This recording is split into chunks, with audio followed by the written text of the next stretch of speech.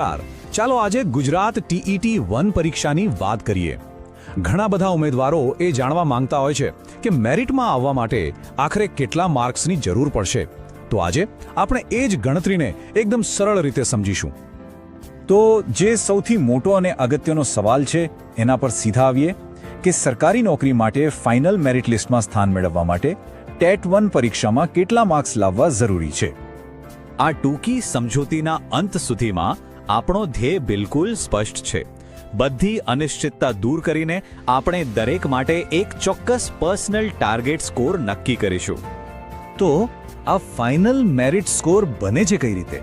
એની પાછળનું ગણિત શું છે? ચાલો આ ગણતરીના દરેક પાસાને ઊંડાણપૂર્વક સમજીએ. અહીંયા જુઓ, આખું ચિત્ર સ્પષ્ટ થઈ જશે. કુલ 100 પોઈન્ટનું જે મેરિટ બને છે ને, એમાં સૌથી મોટો હિસ્સો કોનો છે? ટેટ 1 પરીક્ષાનો. પૂરા 50 પોઈન્ટ, એટલે કે અડધો દારમદાર તો સીધો પરીક્ષા પર જ છે. અને આ ટેબલ એ જ વાતને વધુ ચોખવટથી બતાવે છે. જુઓ, તમારા ભણતરના એટલે કે એકેડેમિક સ્કોરના ટોટલ 50 પોઈન્ટ છે અને બાકીના 50 પોઈન્ટ સીધા ટેટ 1 પરીક્ષાના સ્કોરમાંથી આવે છે. બંને મળીને બને છે 100. જો આપણે છેલ્લી ભરતીના આંકડા જોઈએ તો 100માંથી 72નો સ્કોર એકદમ સારો અને સુરક્ષિત ટાર્ગેટ ગણી શકાય. આપણે થોડું માર્જિન રાખીને ચાલીએ એટલે 72નો લક્ષ્યાંક રાખીશું. ચાલો હવે પ્રેક્ટિકલ ગણતરી કરીએ. સૌથી પહેલા તો એ સ્કોર ગણીએ જે આપણા હાથમાં પહેલેથી જ છે અને જેને આપણે હવે બદલી શકતા નથી, એટલે કે આપણો શૈક્ષણિક સ્કોર.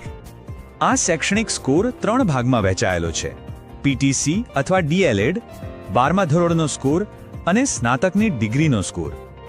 સૌથી પહેલા પીટીસીનો સ્કોર. ધારો કે કોઈના 80% છે તો એને 25માંથી ગણવા માટે આપણે 80/100 × 25 કરીશું. તો જવાબ આવ્યો 20 પોઈન્ટ. હવે જોઈએ 12મા ધોરણનો સ્કોર. આપણા ઉદાહરણમાં માની લો કે 60% છે, તો એની ગણતરી થશે 60/100 × 20, એટલે કે 12 મેરિટ પોઈન્ટ. અને છેલ્લે સ્નાતકની ડિગ્રી. અહીં પણ 60% સ્કોર માની લઈએ તો એના 5માંથી 3 મેરિટ પોઈન્ટ બનશે. ગણતરી એકદમ સિમ્પલ છે.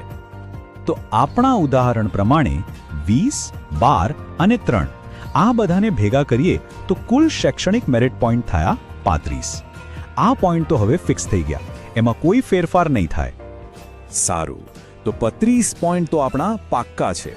પણ હવે આવે છે સૌથી અગત્યનો ભાગ, એ પોઈન્ટ જે આપણે પરીક્ષામાં મહેનત કરીને મેળવવાના છે. હવે જોઈએ કે ટેટ 1 પરીક્ષામાં કેટલા માર્ક્સનું નિશાન તાકવું પડશે. તો પરિસ્થિતિ હવે એકદમ સ્પષ્ટ છે. આપણો ઓવરઓલ ટાર્ગેટ છે 72 પોઈન્ટનો અને આપણી પાસે શૈક્ષણિક સ્કોરના 35 પોઈન્ટ પહેલેથી જ જમા છે. તો હવે સીધો સાધો સવાલ એ છે કે આ જે ખાલી જગ્યા છે, જે ગેપ છે, એને પૂરવા માટે પરીક્ષામાંથી કેટલા પોઈન્ટ ખેંચીને લાવવા પડશે? જવાબ છે 37 મેરિટ પોઈન્ટ. 72માંથી 35 બાદ કરીએ એટલે 37. પણ એક વાત ખાસ યાદ રાખજો, આ 37 પ્રશ્નો નથી, આ મેરિટ પોઈન્ટનો ટાર્ગેટ છે. હવે આપણો છેલ્લો અને સૌથી મહત્વનો સ્ટેપ. આ 37 મેરિટ પોઈન્ટને પરીક્ષાના 150 માર્ક્સના સ્કેલમાં ફેરવવા પડશે, જેથી આપણને ખબર પડે કે કેટલા માર્ક્સ લાવવાના છે. અને આ રહ્યો આપણો અંતિમ આંકડો 111. એનો અર્થ એ થયો કે 72 પોઈન્ટના મેરિટ ગોલ સુધી પહોંચવા માટે આપણા ઉદાહરણમાં ટેટ 1 પરીક્ષામાં 150માંથી 111 માર્ક્સ લાવવાનું લક્ષ્ય રાખવું પડશે. તો આ ઉદાહરણથી આખી રીત સ્પષ્ટ થઈ ગઈ છે. હવે વારો છે આ જ પદ્ધતિનો ઉપયોગ કરીને દરેકે પોતપોતાનો ટાર્ગેટ સ્કોર શોધવાનો. અહીં બધા જ સૂત્રો ફરીથી આપેલા છે. હવે બસ એક પેન, કાગળ અને કેલ્ક્યુલેટર લઈને પોતાના ટકાવારી ઉમેરીને અંતિમ ટાર્ગેટ નંબર શોધી કાઢો. હા, પણ એક વાત યાદ રાખજો, આ જે નંબર આવશે એ તમારો લઘુત્તમ ટાર્ગેટ છે.